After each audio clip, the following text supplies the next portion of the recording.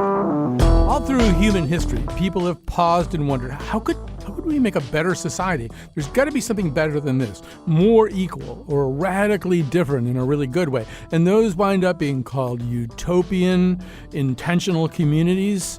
And in fact, the landscapes of the world are littered with their remnants because they typically don't work out. Although today you're going to hear about one that's still going on after 50 years, despite some pretty intense problems.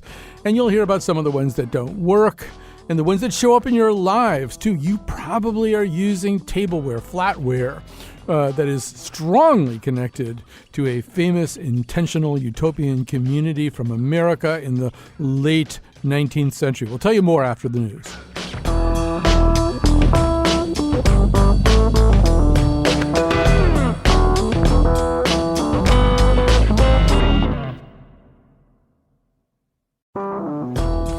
You know, I feel like if you grew up, I don't know, in the last 20 years, you're probably a lot more familiar with dystopia and dystopian visions than you are with utopian visions, which, you know, after all, came first. We're going to talk about utopian visions today, about the notion of a utopia, about ways in which that notion has been put into play in real life, about intentional communities, and we have terrific... I'm so excited about this show. I have not been so pepped up in quite some time. We have terrific guests to do that, and so let's get going without further ado. So for the first segment, Avery Trufelman is the host of the podcast Nice Try! The first season of which is all about utopian efforts, about people who tried to design a better world. And for two segments here, first and second ones, Akash Kapoor is the author of Better to Have Gone, Love, Death, and the Quest for Utopia in Auroville. And I just want to say, this is one of the books of the year. There's sort of no question about this. This is an amazing memoir / history / I don't even know. There's a lot of things going on. There's a lot of slashes in there. A lot of things going on in this book. So Akash Kapoor, I could think maybe I'll begin with you because this is something that you've written about not only in this book but elsewhere. Maybe we should begin by introducing people to the origins of at least the word utopia. We can go back further to Plato, but it's a guy that we know either from Wolf Hall or A Man for All Seasons, depending on whether we want the sort of malevolent or benevolent version of him. So tell us who gives us utopia. Sure. Well, the word is coined by Sir Thomas More, who, as you know from Wolf Hall, was an English nobleman. But he actually wrote a book called Utopia, and there's some debate about the origins of the word utopia and what it actually means. But generally, most people think it comes from the Greek word. And basically means no place, which is a good place to start with utopia, because I think part of the reason utopia has a bad rep and has a bad image is because it is by definition unattainable. Right. And there's also a way in which, utopia feels like a reaction formation, what psychoanalysis would call a reaction formation, an attempt to build something to quell your anxieties or sense of fear and loathing about something that's actually happened. In the case of Moore, you almost feel like it's an alternative to him, right? He's the epitome of religious intolerance. So he invents this utopia in which religious tolerance is practiced. Yeah, I mean, that's an interesting thought. I think it's right that utopia, one of the useful ways of thinking about utopia is less as a place that exists or will exist, but as a critique of what exists and as an imagination of alternatives to what exists. And so, yeah, I think the idea of utopia as a reaction is an interesting one, though one that, many utopians might reject because they see themselves as kind of existing completely in a different universe and a completely different alternative that would not be defined in opposition to what is. Although, Avery, just to go through your whole podcast series, it's hard to let go of the reaction formation idea. People are creating utopias because of something that just recently happened. I mean, even like Biosphere 2 is one of your utopias, and that's clearly a lot of people worried about all the danger signs, all the blinking lights that are flashing on the dashboard of the world.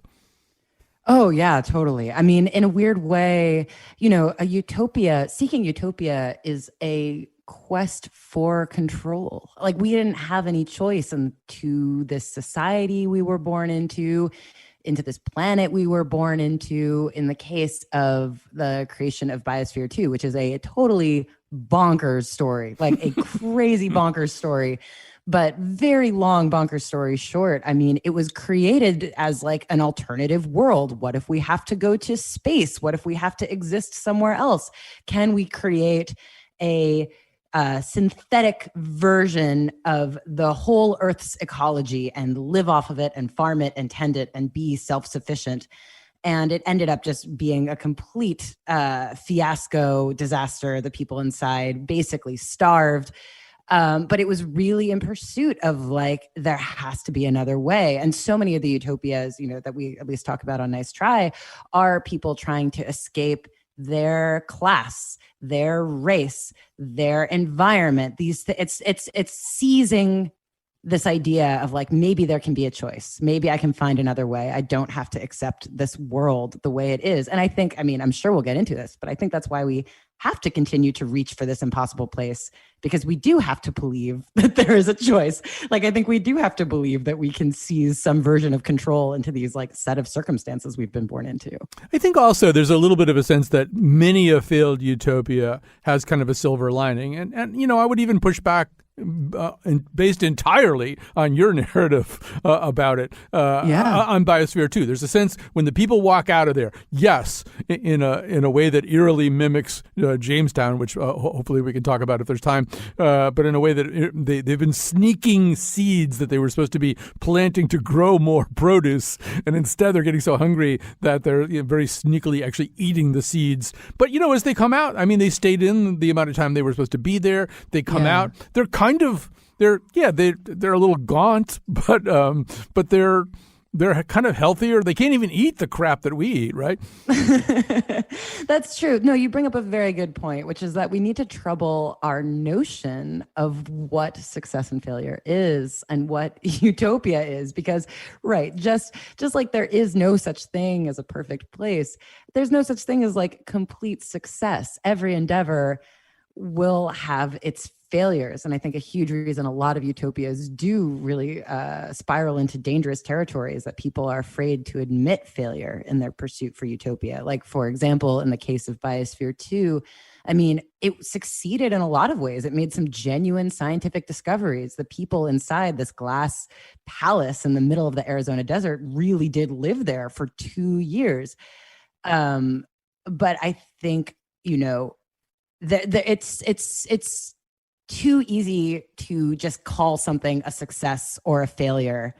And I think the people who were in charge of the experiment were very hell-bent on making sure everything looked good and everything was fine. And they were unwilling to admit like smaller shortcomings. And we can see this in I've been thinking about this a lot, looking at what's going on in Afghanistan right now. Like, an inability to admit small failures incrementally along the way can lead to like giant mistakes that can be quite dangerous. And so, in a weird way, I want to redact my statement. Like, it wasn't a complete debacle, but a lot of things went wrong in this particular search for utopia. And I think I'm not even going to explain why, because I want people to listen to the episode. But things are going wrong when Steve Bannon shows up. That's almost never a good sign for your utopian vision, that Steve Bannon is taking an interest in what you're doing. So, Akash, I was actually on the Auroville official website today, and there's like an FAQ thing on it. And one of the things, it made me think a little bit about one of the other ways utopias can run the risk of venturing into dangerous territories. There was the sentence: the use of law courts or referral to other outsiders is considered unacceptable and to be avoided if possible. And, implicit in almost every utopian enterprise or bargain is the notion that we know better, right? We know a better way to do this than our existing society. It's what you just said a few seconds ago. It's an implied critique of the way things are. But there's a limit to how much you can do that, right? Because it's not Jamestown. It's not a place that's way, way far away. Every place is cheek to jowl with another place now. And maybe you could say a little bit about that. Yeah, I think that the kind of tension between the self-contained utopia that's sort of a laboratory for a new world and trying to create a model for, that will then propagate outwards and change the world, the tension between that and the world itself and the way it's sort of undeniable and crowding in is always a problem in these utopias. One of the ways that I saw, growing up in Orwell, and I think you often see in these utopias where it plays out most strongly is in the economy, because there's always an urge to kind of recreate the economy, get rid of money, create a more egalitarian society, all of which, I mean, I think are very noble ambitions. And, I don't by any means have a problem with the ambition, but it's very tough, and I have scenes in my book where they're early on, they're going to start a bakery and they're not going to charge money. And they come up with this kind of like circuitous way, because nobody can buy bread and yet there's not enough money to actually bake the bread. So you have to go cycle somewhere and get your grains and then bring it to the bakery, and the bakery will, bake your bread for you. But you end up with these kind of totally convoluted schemes. So yeah, I think that tension is very real. I also just wanted to say on the earlier thing that you guys were just talking about, I don't think that the problem with utopia is failure. I mean, failure is a very subjective notion, and failure can be noble. And as you say, there's often a silver lining to failure. I think the problem, and maybe this is something that Avery was getting at, the problem is what happens on the way to failure. That many of these places stray into very dark places in their desperate quest for success. That's a really interesting way to put it. And I want to follow up on that in just a second. Although since we're on the whole subject of putting bread on the table, so to speak, there's another aspect to this, and there's another way that this can go, and one that you're both very familiar with. So every one of your episodes is about Oneida. So this is another thing that can happen, is that even a utopian intentional community that may start out with an idea of operating very, very differently from the rest of society, a lot of them kind of figure out, particularly the ones that last a while, figure out, actually we could make stuff and sell it back to the outsiders. We could do stuff. And I mean, Oneida is an amazing example of that. Yeah, Oneida is a very interesting example. Oneida is a silverware company that still exists today. It's actually one of the largest in the game, and it began truly as almost a textbook example of an intentional community in the mid 1800s. And one of the interesting things about it is they started out as a very, they were into polyamory and gender parity and all these really radical ideas for the mid 1800s that were totally antithetical to the idea of a conventional family life. And then by the mid 20th century, they were selling these products for your table, which were marketed to the traditional family unit in their little white picket fences. And so they really did this kind of strange about face. But I think, another thing that comes up with a lot of these intentional communities is so much of the change was generational. There was this whole generation of children who grew up in this intentional community, feeling like outsiders, feeling cut off from the world, wanting a sense of larger belonging, wanting to explore. And they basically rebelled against their parents' values, and their parents' values weren't really able to keep up with the times. And so that's a really common thread we see across a lot of intentional communities, that the second generation doesn't quite agree with the way they were raised. And then, the leadership can't really control them in the way they could perhaps with their parents. And at a certain point, they run, to our previous point, they run afoul of the law, too. There were certain things, ways in which the leader of Oneida wanted to sexually initiate very young women that were, even just what looked to the outside world like adultery was illegal at the time. There were a lot of those kinds of problems. But, Akashi brings up such a great point, which is, there's sort of two things that create stress and strain on utopian intentional communities. One of them is size. There's some kind of magical limit. I think in one of your New Yorker pieces about this, you quote somebody saying, "I don't see how it can go more than 1,000 people." I think it's the person who's in that place in Virginia. I don't know how could it be bigger than that before things start to go pop. And the other one is what Avery was just talking about, which is the multi-generational question. Oroville's kind of amazing, right? Oroville's more than 50 years old. Yeah. I think the multi-generational thing is really key, and it's probably linked to the size question. Somebody said something to me once, and I didn't manage to fit this in the book, but somebody said something about Oroville to me when I was growing up that was really powerful. He said, Oroville worked really well as long as people didn't have families. And it was the minute people started having kids that they sort of lost their commitment to the ideals. And I think what he was getting at there is the fact that it's fairly easy to deny things to ourselves and to sort of, commit ourselves to ideals.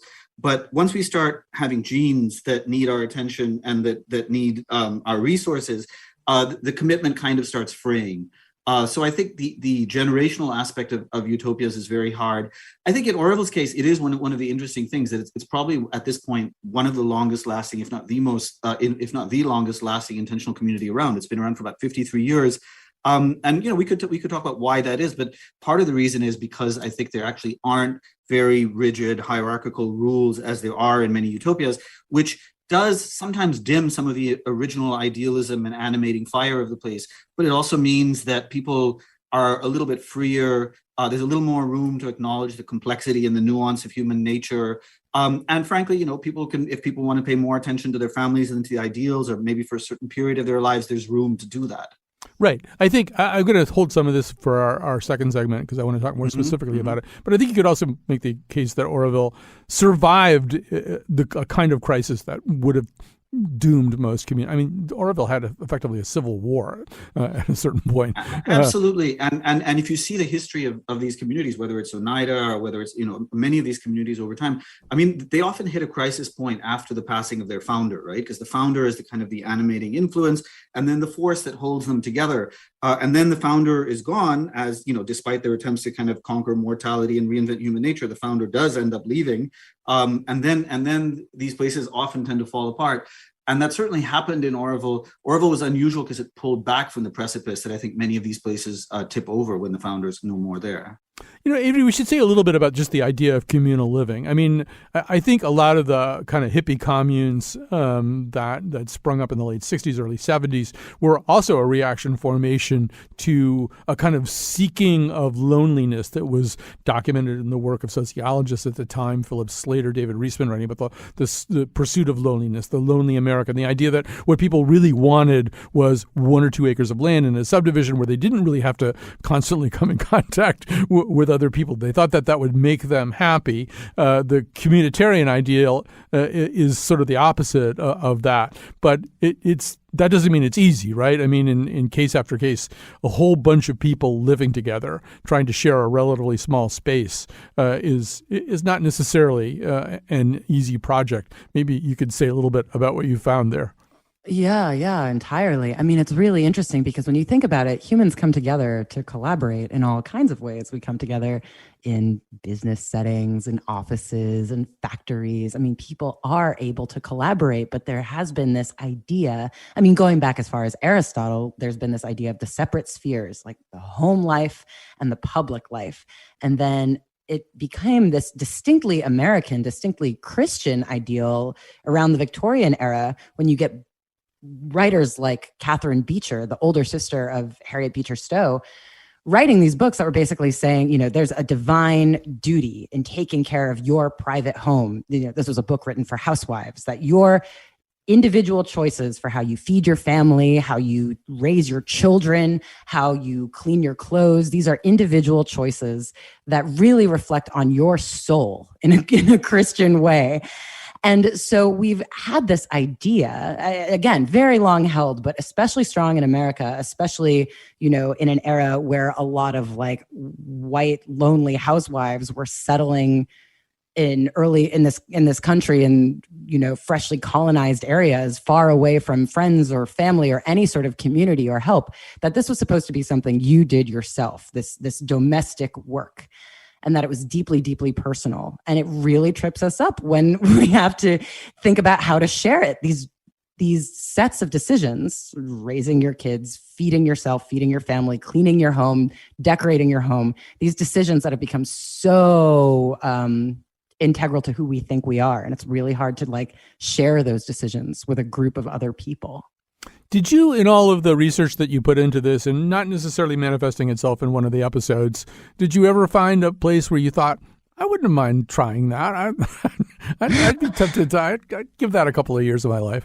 I have to say, for all of these communities, there's always a moment where you're like, I think they were really onto something. I mean, even the example of Oneida that we were talking about, I mean, there was a moment where they were really ahead of their time. It was kind of incredible. And sure, if I were alive in 1850, I would rather live there than maybe anywhere else in the United States as a woman. And so I guess that's the other thing, as we were talking about what is failure and what is success, and sort of the dark places that some of these communities can go in pursuit of perfection, that, we, in talking about their shortcomings, we really can't ignore, some of the beauty in their attempts and some of the glimmers in which they were like really, really, really perhaps getting closer to the idea of utopia. Although, Akash, I think also a lot of that depends on who the animating spirit is. I mean, Avery told us about, Hitler actually had 2 different utopian experiments, including one that she does an episode on, but he had another one that was going to be up in Norway, I think in Trondheim or something.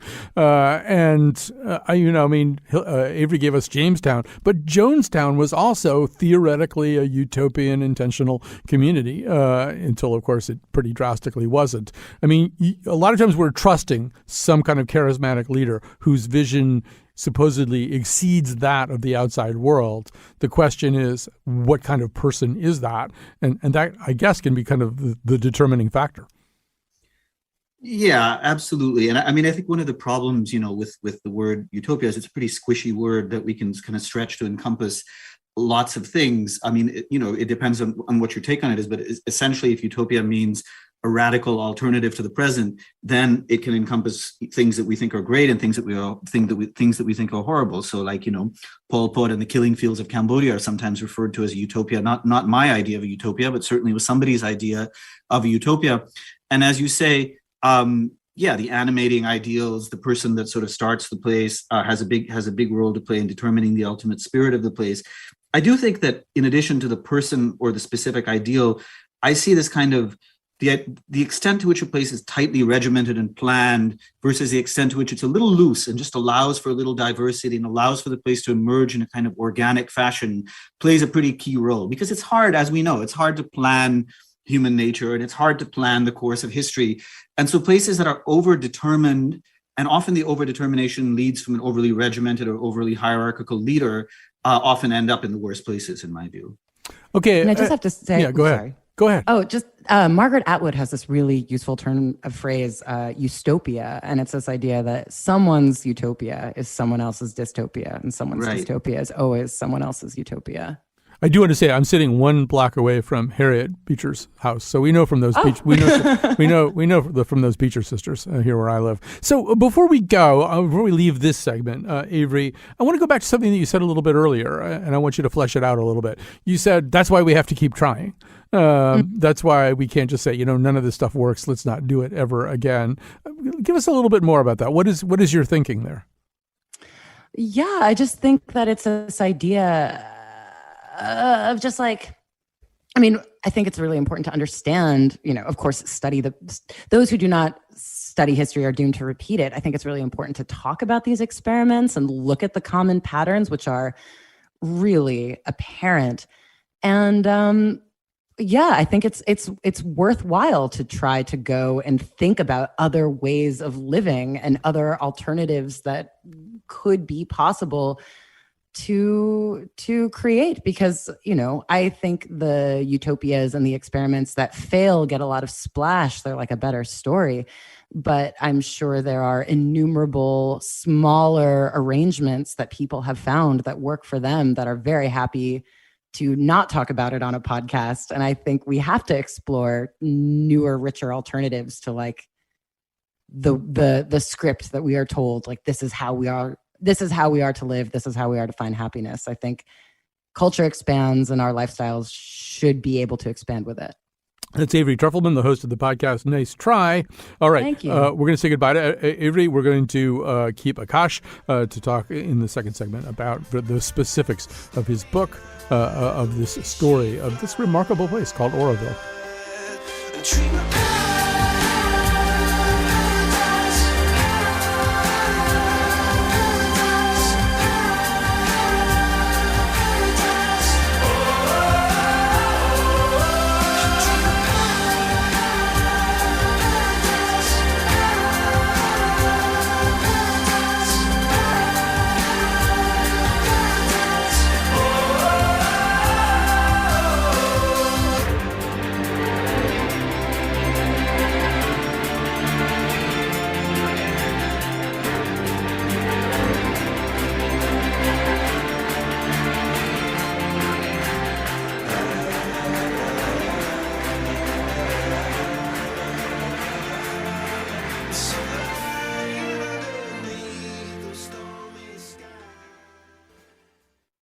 Savitri, Book 10, The Book of the Double Twilight.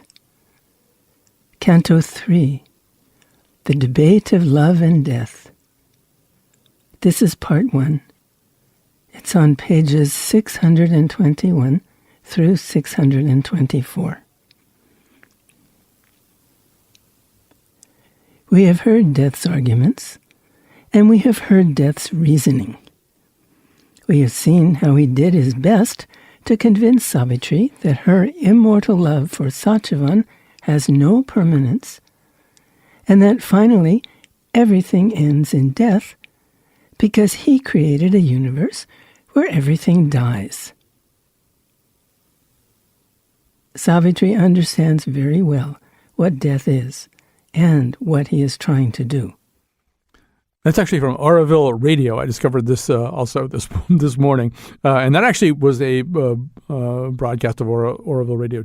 You're hearing someone named Loretta discuss the work of Sri Aurobindo, who is the animating spirit of Oroville, or at least the first animating spirit of Oroville, and part of the source of Oroville's name. With us today is the author, Akash Kapoor, author of Better to Have Gone, Love, Death, and The Quest for Utopia in Oroville. All right, so we've been slinging this name around now for 20 or 25 minutes. I think maybe we better explain exactly what Oroville is. Can you give that a go? Sure, I can give it a go. So, what you just cited from there was from an epic poem by an Indian freedom fighter turned philosopher and kind of yogi named Sri Aurobindo. And he was kind of a mystic. He formed this notion of integral yoga, which I can explain in more detail later. But basically, it was a reworking of traditional Indian thought. And he had this spiritual partner who helped build up a spiritual community around him. She was a French woman. Her name was Mira Alfassa. She became known as the Mother. And so she created Oroville in 1968. It was conceived of as this new town, this new project that would function as a laboratory for Sri Aurobindo's philosophy and Sri Aurobindo's yoga. International community, it drew people from around the world. It currently has about 3,000 people from around, I think, over 50 countries, spread out over a pretty big area in South India. And let's mention that integrative yoga, because we're not talking about classes where people show up in spandex with their water bottles. We're talking about something that's much more comprehensive, that is, in a way, a thought utopia that turns into a physical utopia. Yeah, I my publishers made me include a footnote about this in the U.S. edition to explain that yoga in this context doesn't mean stretching exercises. It's much more a kind of aesthetic or a way of being, not dissimilar maybe to sort of ancient Greek, ethics in life. So it's a much more integrated approach to life. And the integral yoga, which was again Sri Aurobindo's conception, it's an attempt to rework traditional Indian yoga or spiritual thought to update it in a way for the 20th century when he conceived of it. One of the things it did, traditional yoga is often based on a very ascetic path and a sort of a retreat from the world. And here there was an effort to infuse everyday life with spirituality, with the sanctity of spirituality. So he has this saying where he says, all life is yoga. So it's very connected to the world. Also, there was a very strong evolutionary strand in it, which I think of almost as a kind of Nietzschean strand. It was this idea that man is not the final being, that man is a step to a higher being, and that moreover, that man can will him or herself to that higher being through the practice of yoga. And there's a sense that, and I think you alluded to this in the first segment too, that kind of ascendant and transcendent quality of the thought system is almost without bounds. Towards the end of her life, the mother is actually kind of retreats. She's in her 80s. She's still playing tennis, but she kind of retreats so that she can kind of see if she can explore some way to transcend death itself, right? Yeah, that does end up happening. I mean, there was always this view that if one can will oneself to a higher form of life, then hypothetically, at least, immortality would be some kind of end game. And so, yeah, there is this effort towards the end of her life, as you say, she retreats to her room and she comes up with this notion of cellular transformation, which is that somehow she's going to transform her cells and infuse them with a spirit of immortality. So you and your wife grew up there. You both left and then came back. I guess maybe I'd like to ask you, just for starters, when you were growing up there, were you thinking, wow, this is not the way everybody else is growing up? Or were you pretty insulated from that? No, you're pretty aware of that. One of the things that there with a lot of these utopian communities is there tends to be a pretty big dissonance between the stated philosophy and ideals of the community and the way life's actually playing out on the ground. So a lot of the stuff we've just talked about, the integral yoga, cellular transformation, I mean, this was certainly there, and it was certainly, people would talk about it around us. But, when I was a kid, I wouldn't say that it was part of my day-to-day life. So we didn't have a sense that this is what we were living or that the adults of our world were trying to live out. But you certainly had a sense that you were part of a world that was trying to create something very different. And that looked very different, because it's not like we were just, trapped in this little bubble. I mean, I had grandparents in rural Minnesota. I would go visit them every few years. And of course, life in a farming town in Minnesota was pretty different from life in my rural South Indian utopia. Absolutely. And there's also, you had a great line. It's not in the book. I think it's in an article. I could be wrong. Where you said utopia is really good at rebranding existing behaviors. So there's a way in which, we all live a certain way, and maybe ultimately the community has to say, oh yeah, that actually really kind of does fit in with what we think. Yeah. I think that line was from an article I wrote. Look, utopias always end up running up against the reality of human nature. And so inherent to every utopia is the idea that somehow you can remold human nature, that you can reshape what humanity is. And that's a pretty tough slog. I'm not saying that that's not a noble aspiration. I mean, we'd all like to reshape human nature in many ways. We're not the greatest creatures. But yeah, you keep running up against things, and the things you run up against are the things you'd expect. So money, acquisition, sex, family. And so, in terms of rebranding human nature, like the economy is a good example. We talked about this earlier. You create, instead of having money, you give everybody an account, and then they charge it with money. But when they go around the community, they use the account number rather than money. Well, technically, you're not using money, but it's pretty close. Right, you might as well be. So this book, we should say, begins on the most haunting possible note. It begins with the very mysterious and not particularly well documented death of your wife's mother and her adoptive father, John. By the way, for those of you listening here in Connecticut, there are a lot of Fisher's Island scenes in this book. So your own landscape will be connected to Auroville in India. And I don't want to talk too much about that, because I think it's hard to talk about without introducing spoilers, and I don't want to do that. But this was an investigation by you of something that your wife didn't really at all know the truth of or understand. And I guess I'm sort of wondering, as you learned more about it, without sort of saying what it actually was, how did that change for both of you, the feeling about the place you'd grown up? Well, first of all, thank you for not doing the spoilers. I think you're pretty much the only radio show I've done, or the only review that hasn't given away spoilers. So thank you for that, because there is a lot of mystery I'd like to preserve in the book.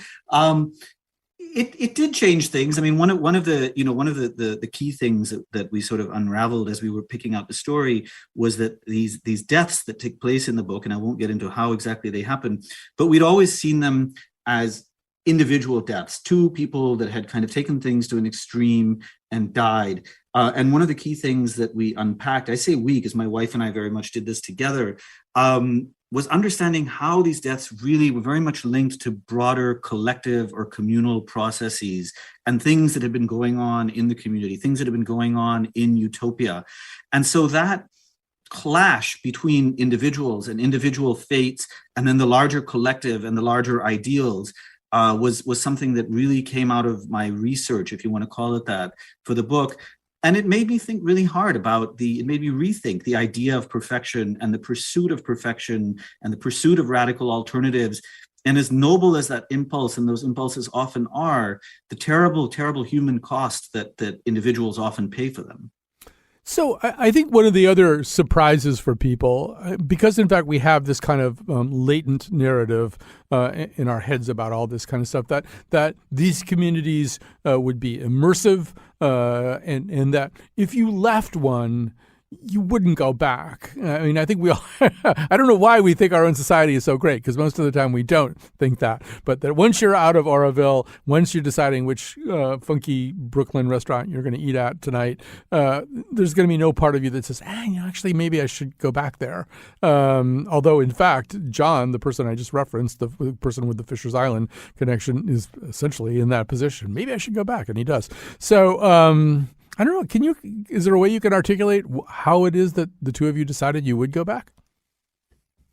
Yeah, I mean, I think part of the reason for that narrative is that people often think of utopias or intentional communities, and what they think of are cults. And there's a kind of conceptual slippage there that I've noticed sometimes in the reception to this book. And there's an assumption that a place like Oroville must be a cult. And I think, cults are a different creature. It's a different category of place. So these are not terrible places. They're places that have many shortcomings, particularly if you measure them up against their stated ideals. They often fail to live up to that. There's a lot of hypocrisy. But, as you suggested, we have that's true of the world. That's true of any society. And more than that, I mean, I have a line in the book somewhere where I say that children of utopian communities are like exiles. And what I mean by that, and I expand on it in the book, is that I think if you've grown up in these places with the idea that the world can be or should be different, then you grow up and you realize that it's a lot harder than you thought, and there's all kinds of failure and hypocrisy in it. But somehow that ideal is very much in your imagination, and it's very hard to escape that ideal, and it's very hard to just sort of walk away from the conception of an alternative. And I guess that's one of the reasons my wife and I, after living in the United States and having pretty successful lives, we moved back. And I don't think it was very conscious. It's not like we were rejecting the society and moving back. And in fact, we kept going back and forth a lot. But yeah, I think that sort of seeds in your imagination this possibility of a better world. Reading your book, I was constantly, I had ringing through my head that Nelson Mandela quote. I don't have it right in front of me. Oh, yes, I do. There can be no keener revelation of a society's soul than the way in which it treats its children. Children and utopian communities, well, I mean, you alluded to it in the first segment, can be an uncomfortable fit. There are times in this book where, children really are not safe. One child is, in fact, doomed, and the signs of that doom precede the actual doom. I mean, there are poisonous snake bites and fires, and I'm just thinking this is just not a good situation. So maybe you could say a little bit about that, about children in a place like that. Children are often victims of these places, and I think this goes back to the point I was making earlier about the human cost of ideals. So I think, some of the stuff you're alluding to there is more specific to the physical terrain and sort of physical dangers that people faced when they set up Oroville. And I would put that in a slightly different category.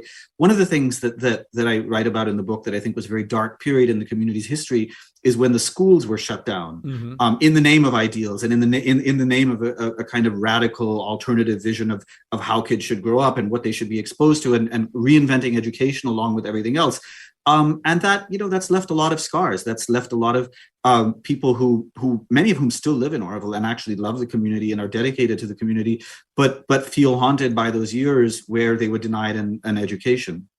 Right. I mean, there is a period where there's violence, there's questions about education, there's issues about whether there's enough food, really, whether it's even beyond kind of subsistence for food.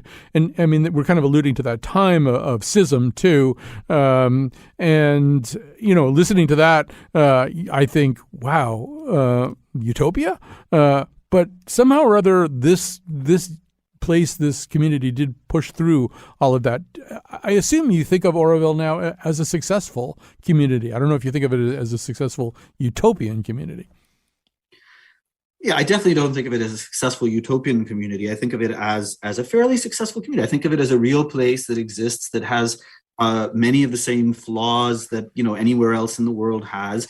And that has also been successful in many regards. So I'm not like a real idealist about it, but I do think that it stepped into some pretty dark places, as these communities often do. And I think it's admirable that it stepped away from the edge of the precipice and kept going. I mean, I say somewhere in the book that these communities are like human beings. They have life cycles, and that Orville is sort of at its middle age right now. So I think those very intense years of rampant idealism, if you were the teenage years when things went a little too far and everybody had the right answer and everybody knew everything. And somehow Orville managed to push through those years, and it's middle age now. And so it's a little bit less idealistic. The fires burn a little less brightly. And some people do bemoan that. Personally, I'll take idealism when it's a little tempered over just like burning, raging idealism. Right. There's actually a kind of, I found chilling line there in terms of everybody thinking that they knew everything. That one of the figures in the schism says, truth is schismatic. I thought, well, that's an interesting way. That's a very Manichaean view of seeing the world. And that, unfortunately, is what many such communities often descend into. And again, I think Orville headed in that direction. And there were certainly groups or factions within Orville that would have taken it in that direction. But here it is, 53 years later, and it's much less sort of schismatic or Manichaean than it used to be. Right. We have to stop there. But Akash Kapoor, what a book. Better to Have Gone, Love, Death, and the Quest for Utopia in Orville. I really do recommend people. This is your August read right here. Thanks so much for joining us today.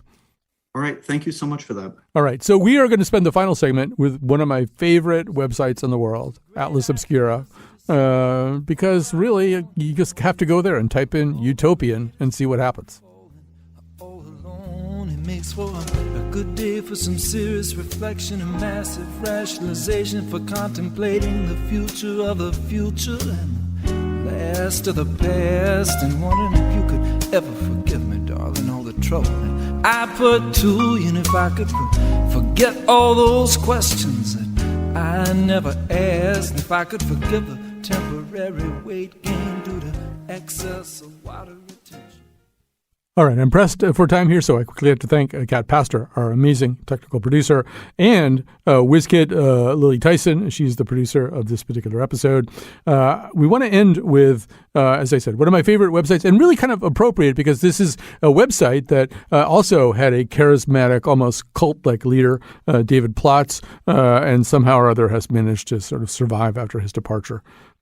People who listen a lot know David Plotz is on this show a lot. So joining us now is Samir Patel, editor-in-chief of Atlas Obscura.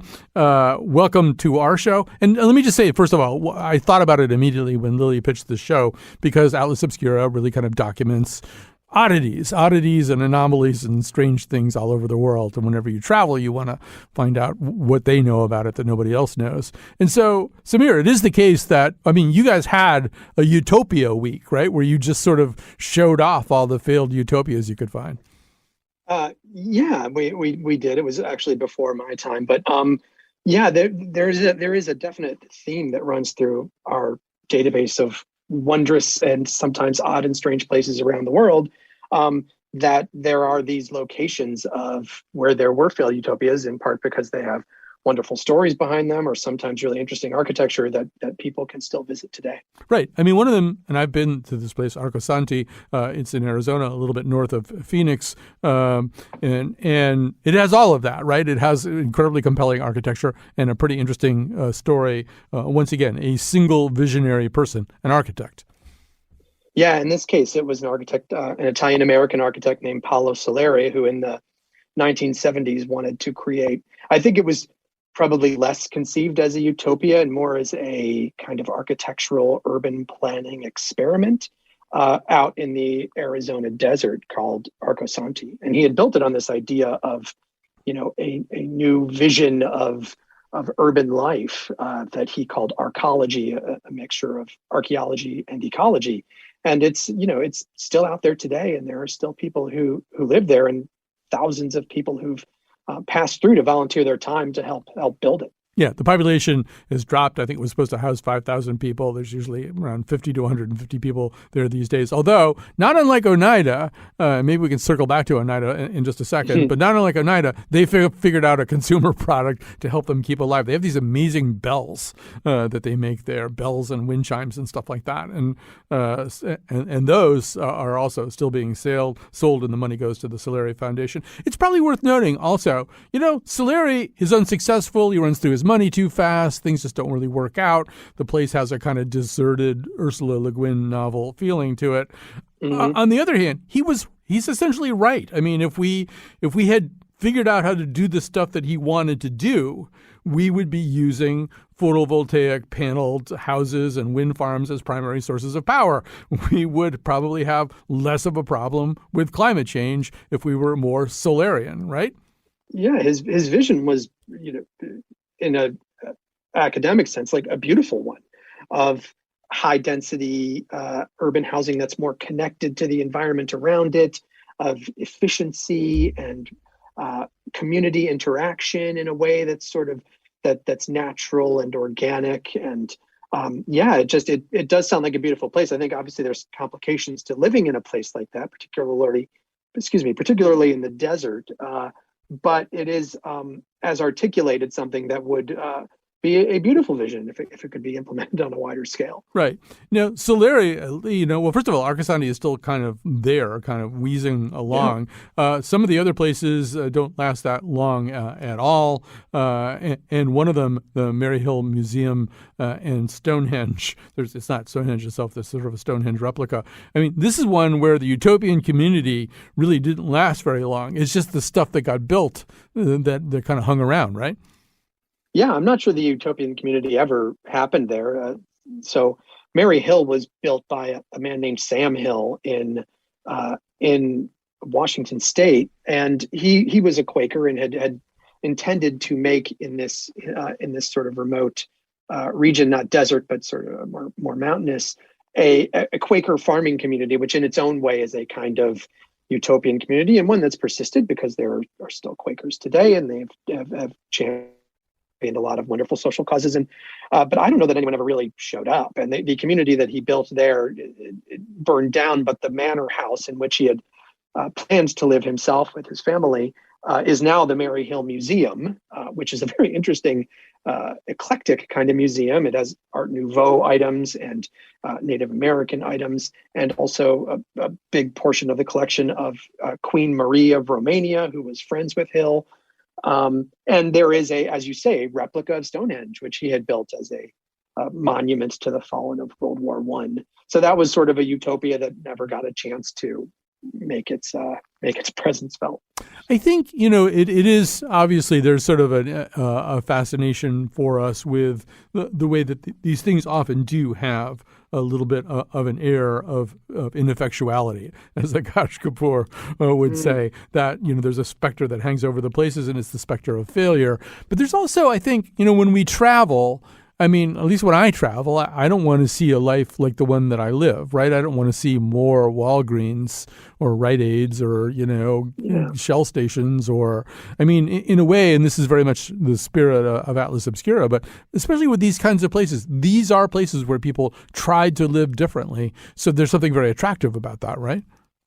I think that's exactly right. I mean, part of what we love to highlight at Atlas Obscura, or what we think of as hidden histories, and those can be, in the Walgreens parking lot because something interesting had happened there in the past, but also, as you say, in these places that are architecturally interesting, that have this backstory because they are attempts for people to find another way to live. And I think that understanding the way that other people have lived and would want to live and the ideals that form communities is something that enriches our experience when we visit them, which is why I think that some of these sites of utopian experiments or urban planning experiments continue to be really interesting to people and places that people want to visit.